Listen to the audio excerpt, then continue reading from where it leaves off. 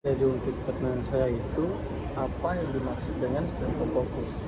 Baik, untuk apa yang dimaksud dengan Streptococcus?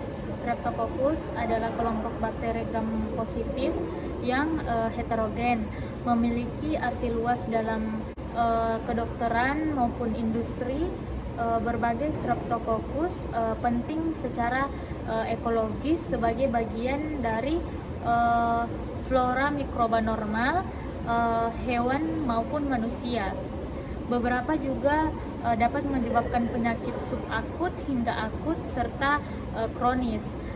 Penyakit-penyakit tersebut yang signifikan biasanya seperti kemudian penyakit jantung rematik, glomerulonefritis, dan pneumonia pneumococcus. Untuk pertanyaan saya yang kedua itu, apa manifestasi klinis dari streptococcus ini? Baik, untuk manifestasi klinis dari Streptococcus, akut Streptococcus pyogenes, infeksi dapat berupa faringitis, demam berdarah, ruam, impetigo, selulitis, atau erysipelas. Infeksi invasif dapat menyebabkan nekrotizi, fasciitis, myositis, dan sindrom shock toxic streptococcus. Pasien juga dapat mengembangkan gejala sisa yang dimediasi kekebalan seperti demam rematik akut atau glomerulonefritis akut. Streptococcus agalactiae dapat menyebabkan meningitis, sepsis neonatorum, dan pneumonia pada neonatus. Orang dewasa dapat mengalami faringitis, demam nifas, infeksi saluran kemih, infeksi kulit, dan endokarditis. Streptococcus viridans dapat menyebabkan endokarditis dan enterococcus berhubungan dengan infeksi saluran kemih dan saluran empedu.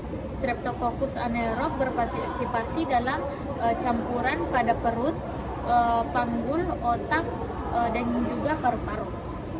Jadi untuk pertanyaan selanjutnya itu, apa sih struktur dari streptococcus? Struktur dari Streptococcus adalah koki gram positif, non motil, non spora forming, katalasenya negatif yang terjadi berpasangan atau berantai. Kultur yang lebih tua mungkin kehilangan karakter gram positifnya.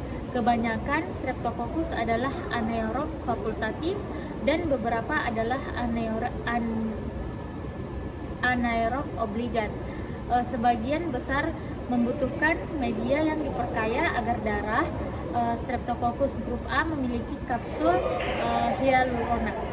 Untuk pertanyaan selanjutnya itu, apa klasifikasi dan jenis antigen dari streptococcus ini?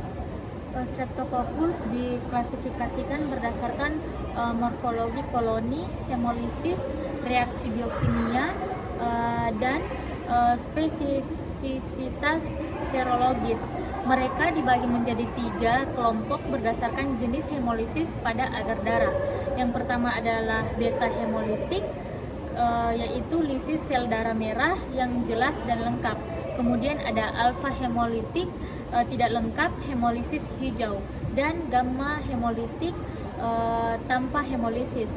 Pengelompokan serologis didasarkan pada perbedaan antigenik pada karbohidrat dinding sel, yaitu grup A sampai grup V, pada protein terkait pili dinding sel, dan pada kapsul polisakarida pada Streptococcus grup B. Untuk pertanyaan selanjutnya itu, apa patogenesis dari streptococcus ini? Patogenesis dari Streptococcus adalah anggota flora normal.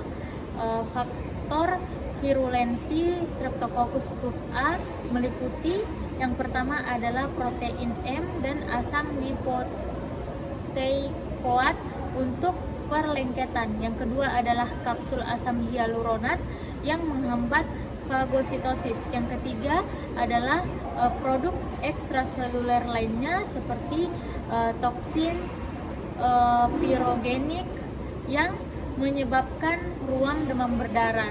Dan yang keempat adalah streptokinase, yaitu streptokinase dan streptodornase dan streptolisins.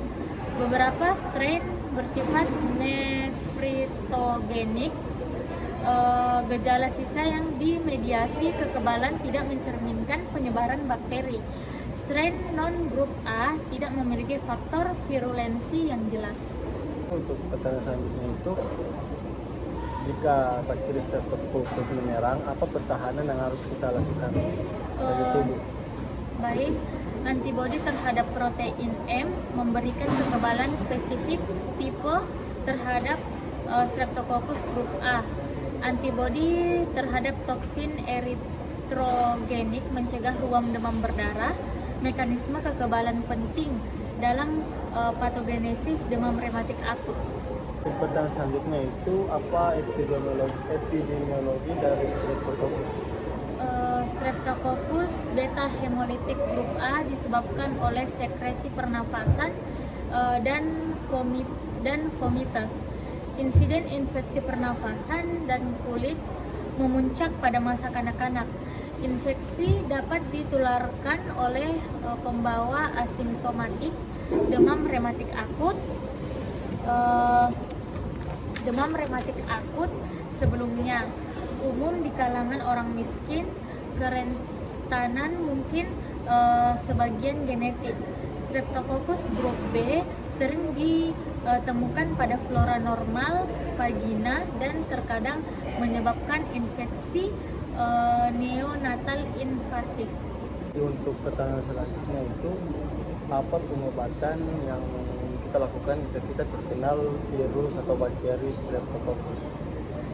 Baik, untuk pengobatan penisilin segera dari varingitis Streptococcus mengurangi stimulus antigenik dan karena itu mencegah glomerulonefritis dan demam berdarah rematik akut. Kemudian resistensi vancomycin di antara enterokoki adalah ancaman mikroba yang muncul. Kemudian untuk vaksinasi sedang dalam pengembangan. Baik, terima kasih untuk jawabannya. Kita sudah menyelesaikan untuk pertanyaan Streptococcus pyogenes. Di sini kita akan lanjutkan dengan pertanyaan Streptococcus pneumoniae. Jadi untuk pertanyaan dari Streptococcus pneumoniae, pertanyaan pertama itu, apa manifestasi klinis dari Streptococcus pneumoniae? Streptococcus pneumoniae menyebabkan pneumonia, maringitis dan terkadang bakteremia tersembunyi. Untuk penjelasan dari saya itu, apa struktur apa dari Streptococcus pneumoniae? Pneumococcus berbentuk lancet, katalasenya negatif, pembentukan kapsul, coccus alpha hemolitik atau diplococcus, autolisis ditingkatkan dengan menambahkan garam empedu. Pertanyaan selanjutnya itu, apa klasifikasi dan jenis antigen dari Streptococcus pneumoniae? Ada lebih dari 58 jenis antigen Streptococcus pneumoniae yang ditentukan oleh antigen kapsul. Tidak ada antigen kelompok Lancefield. Jadi untuk pertanyaan selanjutnya itu, untuk patogenesisnya itu, apa patogenesis dari Streptococcus pneumoniae ini? Streptococcus pneumoniae adalah anggota normal flora saluran pernafasan. Invasi menyebabkan pneumonia. Faktor virulensi terbaik didefinisikan adalah kapsul polisakarida yang melindungi bakteri terhadap fagositosis. Untuk yang selanjutnya itu, bagaimana pertahanan tubuh kita jika bakteri Streptococcus menyerang pada pertahanan tubuh kita? Perlindungan terhadap infeksi tergantung pada penghalang mukosiliar normal dan respon imun fagositik dan T independen yang utuh, antibodi antikapsul tipe spesifik bersifat protektif. Untuk pertanyaan selanjutnya itu apa epidemiologi dari Streptococcus pneumoniae? Pneumococcus paling sering terjadi pada orang lanjut usia, lemah, atau imunosupresi. Penyakit ini sering muncul setelah infeksi virus sebelumnya rusak epitel bersilia pernafasan. Oleh karena itu, insiden memuncak di musim dingin. Jadi untuk pertanyaan selanjutnya itu apa diagnosa dari bakteri Streptococcus pneumoniae ini?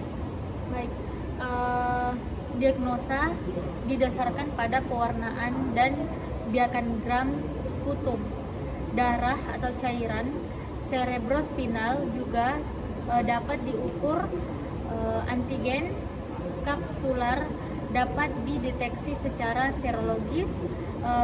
Pneumokoki dibedakan dari viridan streptokoki dan reaksi Quellung, yaitu pembengkakan kapsular, kelarutan empedu, dan inhibisi optocin. Untuk selanjutnya, apa pengobatan jika kita terkena bakteri dari Streptococcus pneumoniae? Pengobatan biasanya dengan penisilin, namun strain yang resisten terhadap penisilin dan banyak antibiotik muncul dengan cepat. Kemudian vaksinasi juga tersedia. Mungkin sekian video yang kami bahas tentang bakteri Streptococcus. Kurang dan lebihnya mohon maaf. Terima kasih. Saya host Yusuf Iskandar dan narasumber Aisyah Fani.